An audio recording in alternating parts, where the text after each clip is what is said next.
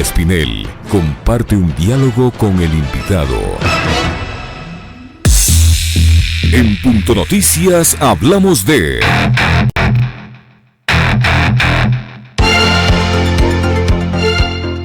El representante del Banco Mundial en Ecuador, Juan Carlos Álvarez, desmintió que haya un acuerdo con Ecuador para eliminar de manera gradual el banco del Instituto Ecuatoriano de Seguridad Social BIES.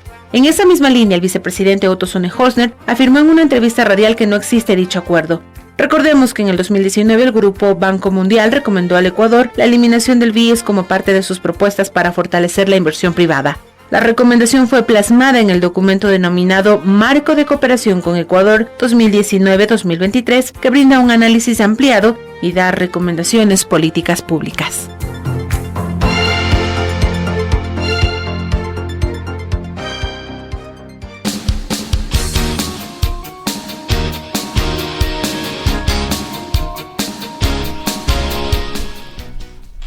Ya son las 8 de la mañana con 34 minutos, 8:34 minutos, y ya nos acompaña en nuestros estudios el economista Pablo Dávalos. Economista Dávalos, buenos días, gracias por estar aquí.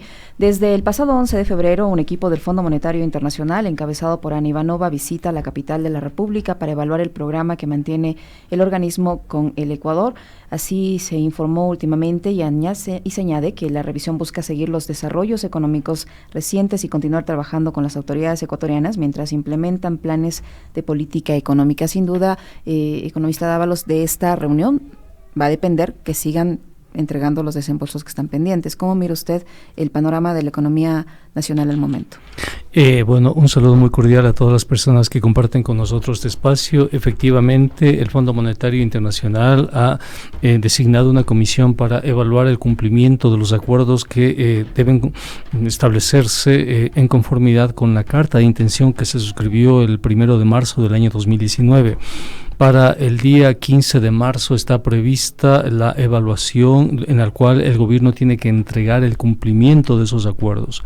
El gobierno todavía no ha cumplido. Lo único que el gobierno puede presentar son los masivos despidos en el sector público y la desinversión, pero no ha podido avanzar en materia de privatización, por ejemplo, no ha podido avanzar en materia de flexibilización laboral, no ha podido avanzar con la autonomía del Banco Central, no ha podido avanzar con la eliminación de los subsidios, tampoco ha podido avanzar con el incremento del IVA conforme estaba previsto en la carta de intención. Es decir, el gobierno prácticamente no ha cumplido con lo más esencial de la carta. Justamente por eso Moody's en estos días acaba de rebajar la calificación de los bonos soberanos del Ecuador a CAA1, que significan bonos basura. Es decir, Moody's ve, y cuando se justifica esta banca de notación, cuando se justifica con respecto a su decisión de haber degradado los bonos de la deuda soberana del Ecuador, establece que el Ecuador tiene muchas incertidumbres a futuro porque es muy difícil que el gobierno cumpla los acuerdos establecidos con el Fondo Monetario Internacional.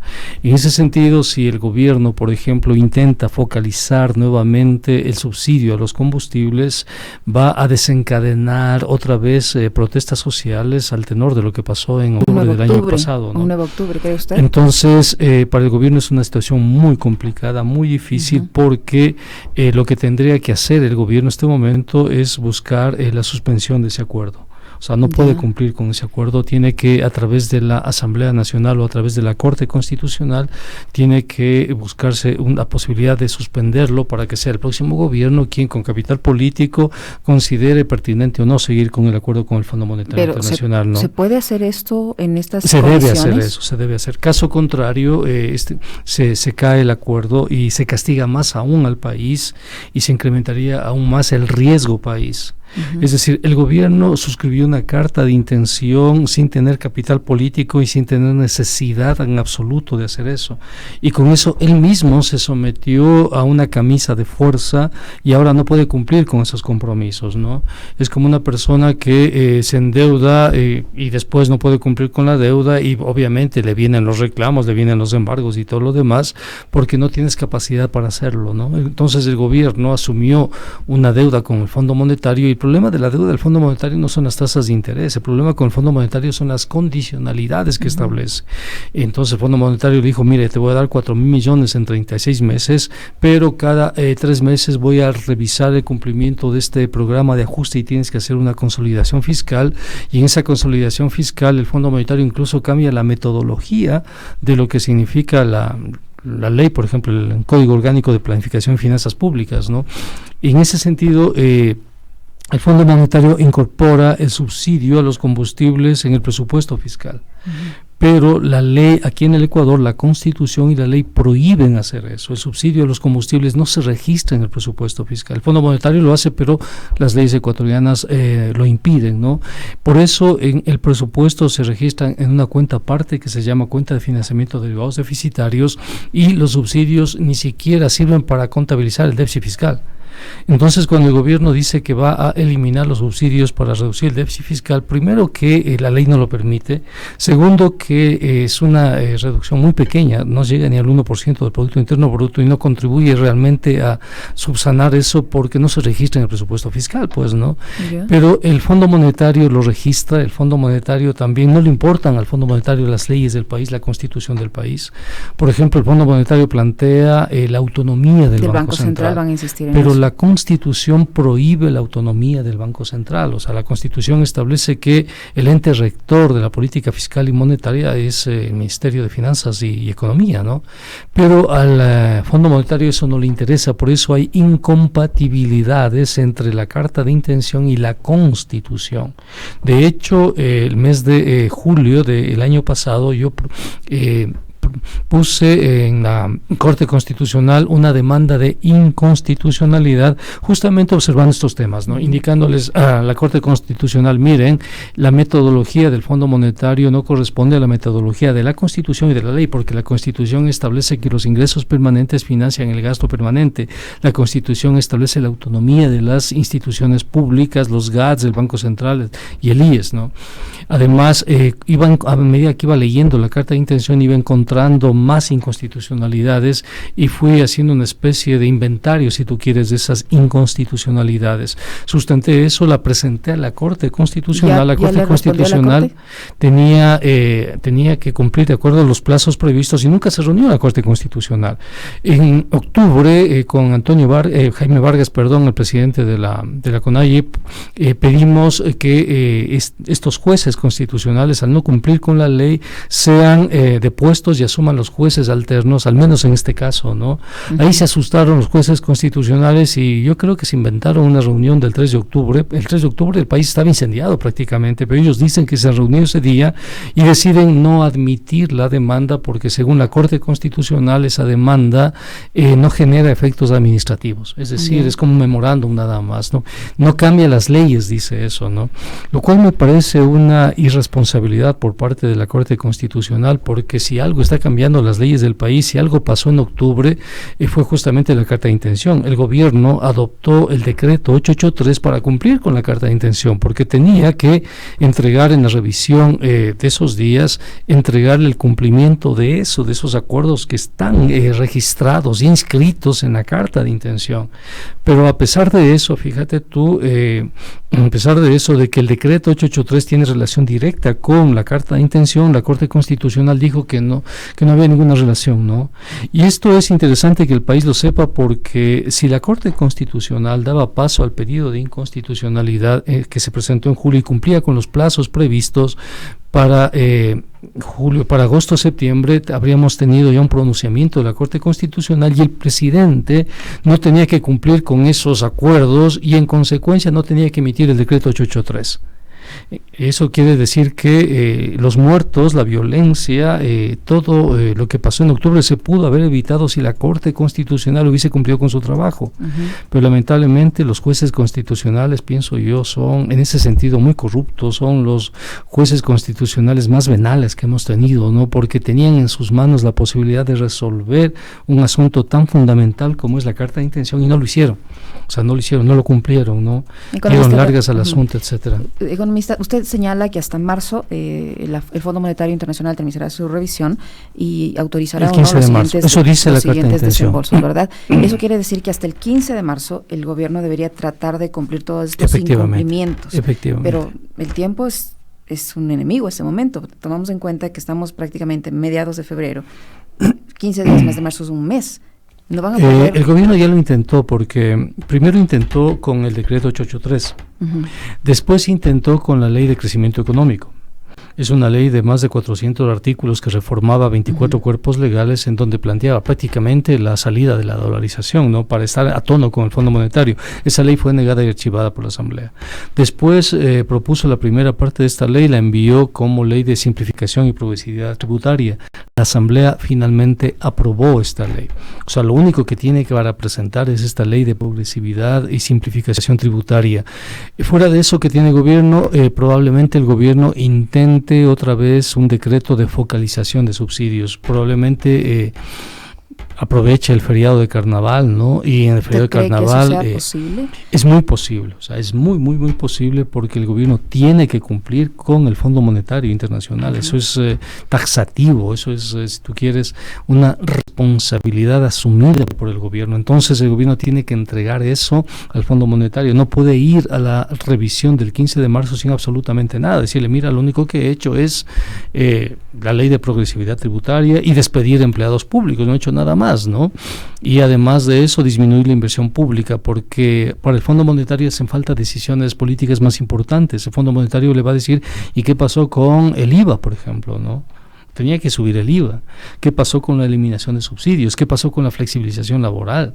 ¿Qué pasó con las privatizaciones? Y el gobierno todavía no tiene nada, y lo peor para el gobierno es que tampoco tiene apoyos en la Asamblea Nacional. Claro, tras la ruptura de Creo con el no tiene nada, o sea, no tiene nada en este momento. En la Asamblea Nacional no tiene posibilidad alguna de aprobar absolutamente nada. Pero en un año preelectoral como este todo es posible. Sí, pero para los partidos políticos, pero no para el gobierno, porque si el gobierno se le ocurre este momento emitir nuevamente un decreto de focalización de los subsidios, lo más probable es que tengas a la gente en las calles.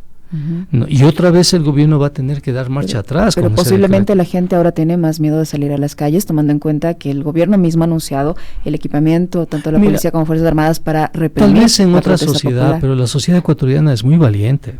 O sea, la sociedad ecuatoriana no se deja llevar por el miedo. Esto de amenazarle a la sociedad para que no salga la sociedad viene de larga data, si tú quieres, ¿no? Pero nunca ha sido un impedimento para que la sociedad ecuatoriana salga, ¿no? Y eso viene, creo yo, en la Constitución misma de la República. Fíjate tú, en 1809 se dio el primer grito de independencia, ¿no? Y tienes después la masacre de los herederos que participaron en 1810 y todo lo demás. Entonces forma parte, si tú quieres, ya del ADN del quiteño, del ecuatoriano, no tenerle miedo, mucho miedo al poder. Entonces, si el gobierno está pensando que con ese despliegue de fuerza puede tratar de controlar la movilización social, es un cálculo erróneo, creo yo. Porque además hay un sujeto tan importante como el movimiento indígena, al cual la paralización del país, o sea, no es, si tú quieres, un problema tan fuerte, porque tiene la posibilidad de movilizarse en todo el territorio nacional, y el gobierno no tiene esa posibilidad. Entonces el gobierno tiene que pensarlo 2, 3, 4 veces antes de emitir ese decreto, porque si emite ese decreto otra vez le somete al país en un estrés, en una situación de conflicto, solamente por cumplir con el Fondo Monetario Internacional, porque esos recursos, en el supuesto que logre finalmente ese decreto pasar, ni siquiera van a registrarse en el presupuesto del Estado, porque no forman parte del presupuesto del Estado. Es la cuenta de derivados deficitarios nada más, ¿no? Es Petroecuador quien paga eso, y de pronto Petroecuador puede tener excedentes y depositarle más al gobierno, pero nada más. Y además, como son ingresos no permanentes, esos ingresos no permanentes tienen que financiar gasto no permanente. Y ese gasto no permanente es básicamente inversión y pago de la deuda, ¿no? Entonces, si tú quieres eliminar el subsidio a los combustibles, no significa que el gobierno tenga dinero para pagar sueldos, para pagar salarios, etcétera, en absoluto, ¿no? El Parlamento de los Pueblos ha anunciado que está elaborando su propia propuesta de subsidios. ¿Usted conoce en qué consiste esta propuesta? Sí, yo formo parte de eso, soy parte del equipo técnico de eso, y nosotros ya entregamos al país una propuesta económica, la entregamos a fines de octubre al presidente de la República, a la función ejecutiva, y también la entregamos a la Asamblea Nacional. Es una propuesta que permite generar empleo, es una propuesta que permite la reactivación de la economía, es una propuesta que permite superar los graves problemas fiscales que tiene el país y además permite defender la dolarización.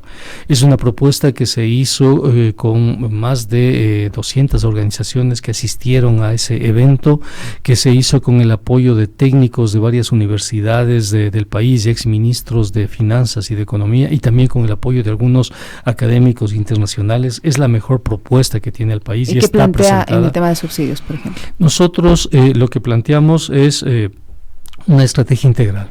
Una estrategia integral que tiene que ver con el cumplimiento de la ley.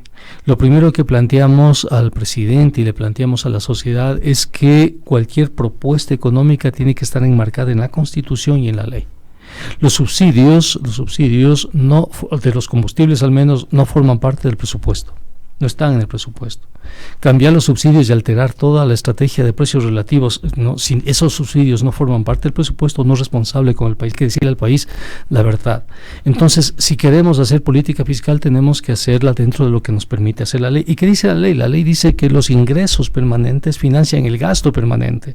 Entonces, ahí nosotros hemos dicho que es necesario cumplir con la ley en ingresos permanentes y establecer en ingresos permanentes una determinación al SRI para que pueda al menos equiparar lo que cumplen ciertos empresarios con respecto al incumplimiento de otros empresarios, y que la recaudación fiscal en los grandes grupos económicos sea no menor al 4% de esos grupos económicos, ¿no?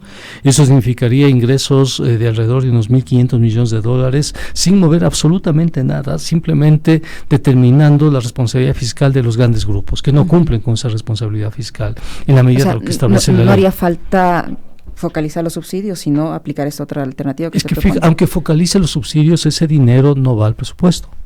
O sea, no va al presupuesto, va a Petroecuador, y Petroecuador puede ser que lo destine de pronto para su programa de reinversiones, por ejemplo, ¿no? O sea, no va al presupuesto, no hay una vinculación. En cambio, si van al presupuesto directamente los impuestos. Entonces, y aunque vayan a lo que sé yo, Petroecuador deposite más recursos vía eliminación de subsidios, esos recursos tienen que ir al plan anual de inversiones, pero el gobierno no está invirtiendo.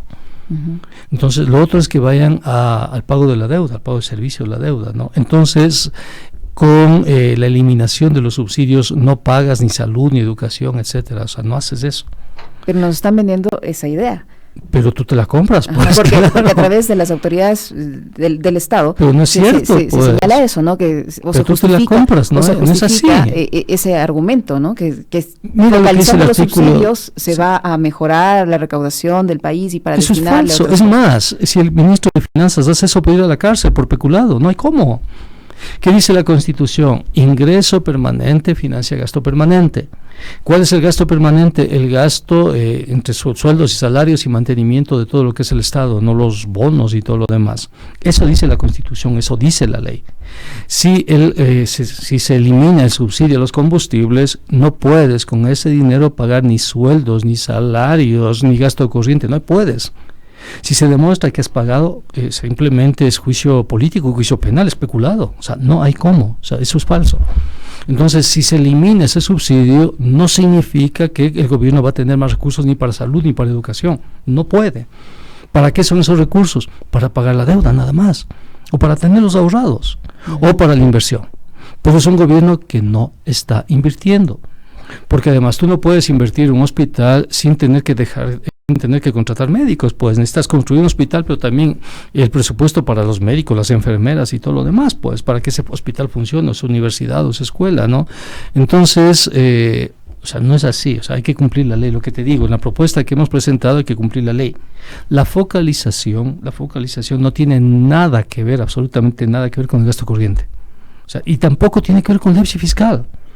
El hecho que focalizas no te cambia el déficit fiscal por una sencilla razón, por el artículo 286 que establece la relación directa entre gasto corriente e ingreso corriente. Entonces, si el ingreso es 14, el gasto tiene que ser 14, punto. Si con ese ingreso de 14 calculas el déficit, ahí no te mueves. Si el ingreso es 14 y el gasto es 14, pero tú disminuyes a 13, a 12, eso no altera para nada la relación entre ingreso, gasto, permanente y no permanente. O sea, no altera. En otras palabras, que focalices los subsidios, no te cambia el déficit fiscal, no te cambia, de acuerdo a la ley ecuatoriana. De acuerdo al Fondo Monetario, sí, porque el Fondo Monetario tiene otra forma de registrar el déficit fiscal. Pero la metodología del Fondo Monetario está en contradicción con la ley, pues, con el Código Orgánico de Planificación y Finanzas y con la Constitución. Entonces, ¿qué hacemos ahí? Para darle razón al Fondo Monetario, cambiamos la ley, entonces, pues. Y para cambiar la ley hay que cambiar la Constitución. Convoquemos a una asamblea, eliminemos entonces los artículos que establecen y además definen la política fiscal para que el Fondo Monetario finalmente tenga razón. Eso es lo que tenía que haber hecho la Corte Constitucional, pues, si hubiese sido un poquito seria, ¿no? Si la Corte Constitucional hubiese cumplido con su deber, no estaríamos hablando de esto. Economista Dávalos, en otro tema, el Banco Mundial o el grupo del Banco Mundial ha sugerido que se elimine el banco del Instituto Ecuatoriano de Seguridad Social. Y es más grave todavía. Y muchos analistas aseguran que eso sería con el objetivo de trasladar esa cartera a la banca privada. Efectivamente. Y esto perjudicaría a los ciudadanos porque tendrían tasas más altas de interés para acceder a viviendas. Efectivamente, ¿no? Recordemos que antes de la entrada del IES al mercado hipotecario, los plazos no eran mayores a 12 años y la tasa de interés estaba en 16%. Uh-huh. Recordemos eso. Cuando entra el BIES, la tasa de interés disminuye al 6% y se amplía a 20 años. Y eso es lo que explica el desarrollo inmobiliario en ciudades como Quito, Guayaquil y Cuenca, ¿no? Gracias a la intervención del BIES.